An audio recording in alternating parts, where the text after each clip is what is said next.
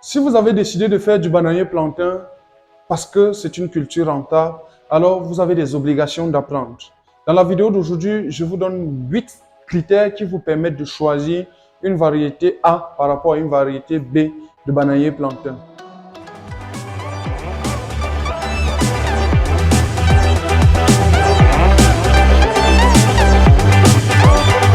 Salut à toi et bienvenue sur la chaîne, je suis Kana Ivari. Sur cette chaîne, je te parle d'agriculture, d'élevage, tout ce qui est technologie agricole.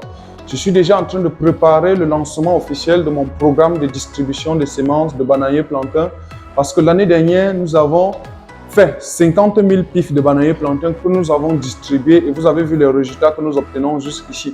Cette année, on souhaite doubler l'objectif, autrement dit, faire 100 000 pifs de bananier plantain. Et donc, très tôt, avant novembre, fin novembre, début décembre, je dois déjà lancer le programme afin de pouvoir savoir les partenaires économiques avec qui je dois travailler pour l'investissement et les différents partenaires preneurs qui seront accros à mon programme, peut-être pour 5 ou 10 hectares ou 20 hectares. Ce sera les 3 modèles.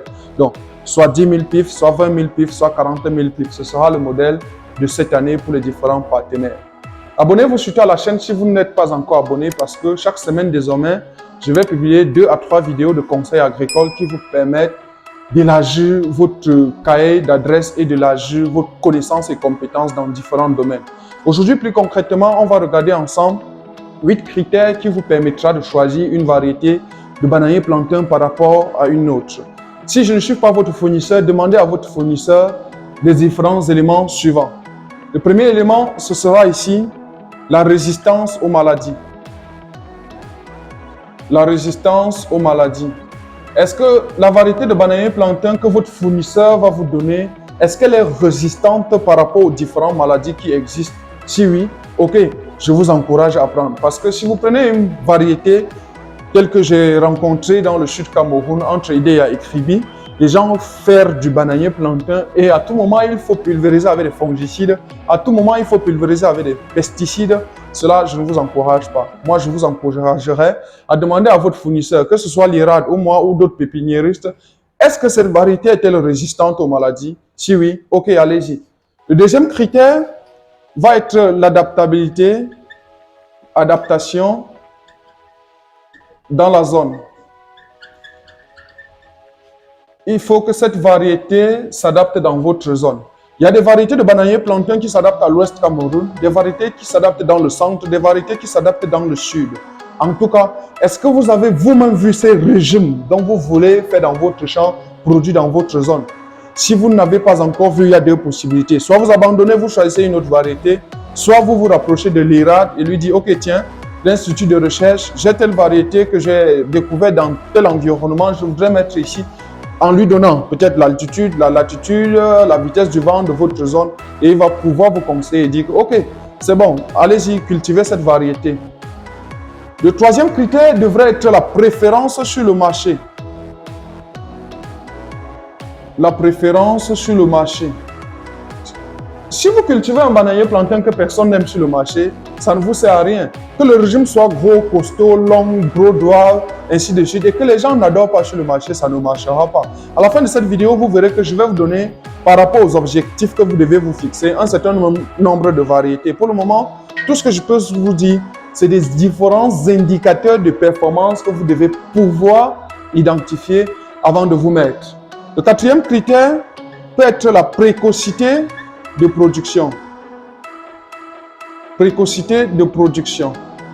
Autrement dit, si nous aurons tous le même tonnage, autrement dit, je vais produire 10 tonnes à l'hectare, tu vas produire 10 tonnes à l'hectare et que je dois produire le mien à 12 mois, tu dois produire à 18 mois, tu peux comprendre que économiquement parlant, je suis nettement plus rentable que toi. Et donc, pour ma part, lorsque vous voulez choisir une variété de bananier plantain, regardez la précocité de production. Si c'est 12 mois, ok, tant mieux. Il y a des variétés de 9 mois, il y a des variétés de 18 mois, il y a des variétés de 14 mois. Et il semble même qu'en Côte d'Ivoire, il y a des variétés qui peuvent aller jusqu'à 26 mois. Et donc, regardez tout ça avant de vous mettre. Ne dites pas seulement que j'ai vu des régimes de plantain, je voudrais balancer quelques rejets dans mon champ. Non. Peut-être même que ce n'est pas adapté dans ta zone. Peut-être même que les gens n'aiment pas consommer cette variété et tu dois commercialiser sur le marché local. Le cinquième critère, après la précocité de production, c'est La durée de conservation. La durée de conservation. Si vous produisez du bananier plantain et que ça doit tout mûrir le lendemain, ça ne vous sert à rien. Parce que notre marché est un marché concurrentiel. Vous pouvez arriver au marché le jour où X, Y, Z a aussi produit.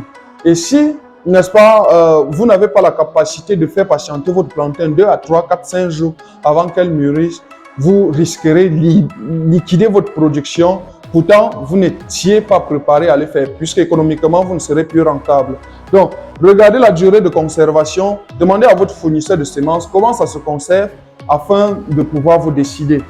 Le sixième élément ici, c'est le sixième élément relatif à l'ensemble des critères de choix de la variété, c'est la qualité.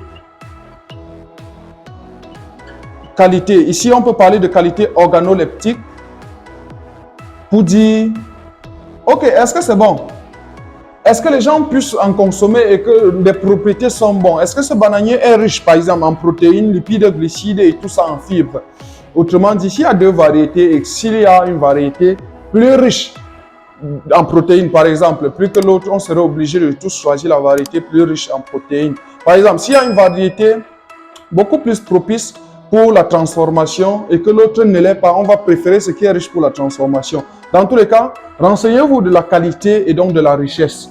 Le septième point qu'on va regarder comme ensemble des critères qui vous permettent de choisir la variété ici, c'est la quantité de production. Au-delà de la qualité, il y a également la quantité parce que, oui, nos bananiers plantés généralement en Afrique font un seul régime. Oui, ça, on est d'accord. Maintenant, quel est le volume du régime? Est-ce que ça peut vous faire 20 kg? Est-ce que ça peut faire 30 kg? Est-ce que ça peut faire 50 kg? Plus le régime est grand, plus c'est suffisamment intéressant. Le dernier point, puisque nous avons décidé de vous donner très rapidement 8 points essentiels, ici, c'est la saison de production. Saison de production. Nous avons beaucoup insisté l'année dernière que les gens apprennent à cultiver le bananier plantain en saison, mais aussi en contre-saison. Parce que des fois, dans nos marchés métropolitains de Yaoundé, vous allez voir, le bananier plantain coûte 2500. Après, ça monte jusqu'à 6000. Après, ça monte jusqu'à 8000. Ça rechute à 3000. Tout simplement parce que les gens n'ont pas appris à faire l'agriculture de saison et de contre-saison. Et donc, dans les itinéraires techniques que je propose, je vous fais des fiches techniques de 2 saisons. Contre-saison et saison normale, de sorte que à tout moment, vous êtes toujours présent sur le marché. Et donc, pendant que le plantain coûte cher, vous êtes là. Pendant que le plantain coûte moins cher, vous êtes là. Pour conclure cette vidéo, je vous dirais tout simplement, si vous êtes dans la région du centre-sud-est et que vous voulez produire du bananier plantain, privilégiez la variété Bata et Big Ebanga. Bata parce que le régime est consistant. Vous avez jusqu'à 30 kg. Big Ebanga parce que c'est beaucoup sollicité sur le marché. C'est ça qu'on utilise pour faire des chips. C'est ça qu'on utilise pour la transformation. Mais si vous êtes dans la région de l'ouest, plus principalement le nord-ouest, le sud-ouest et d'autres régions du nord, privilégiez la variété French, French Jean, French clair, French sombre, French moyen, tout ce qui est French. Parce que le régime est consistant et au-delà de ça, c'est une variété préférée sur le marché. Au-delà de ça aussi, c'est une variété de consommation locale.